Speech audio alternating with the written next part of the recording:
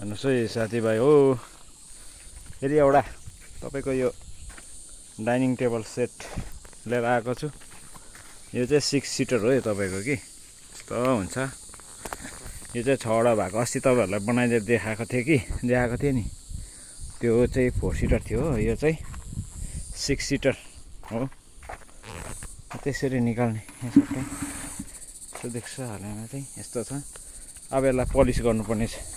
अब पलिस गरेर म तपाईँहरूलाई एकताल देखाउँछु। यो छ, यो डाइनिङ सेट भयो भने यहाँ टेबल छ, बेड छ। यो चाहिँ 4 बाई सानो सिङ्गल बेड हो, 4 बाई 6 को हो, 6.5 को।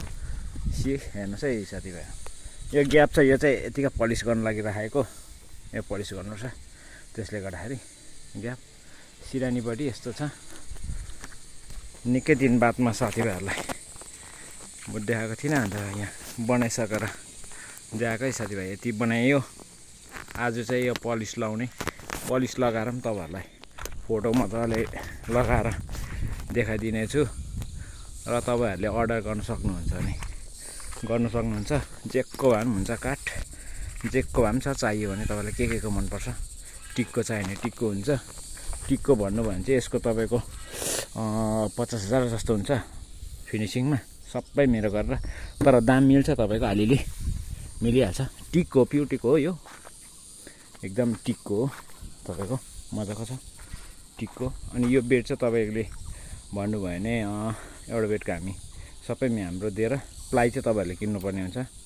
प्लाई पनि किनेर तपाईँको हामी किनेर लगाइदिन्छौँ 4 बाई। तर यो चाहिँ 5 बाई यसरी 1 2, यो 4 बाई 6 को हो। यो चाहिँ यसको तपाईँ हाम्रो 15,000, तपाईँहरूलाई हाम्रो सबै सामान गरेर 15,000मा हामी बनाइदिन्छौँ। यो चाहिँ सानो ठिकैको बेड हो। अब यसमा पलिस मजाले जान्छ। यो सबै 4 बाई 5 को बेड। अनि यो चाहिँ डाइनिङ भइहाल्यो। हुन्छ साथीभाइहरूलाई यति नै भिडियो मन पऱ्यो भने यसो लाइक गरिदिनुहोस्।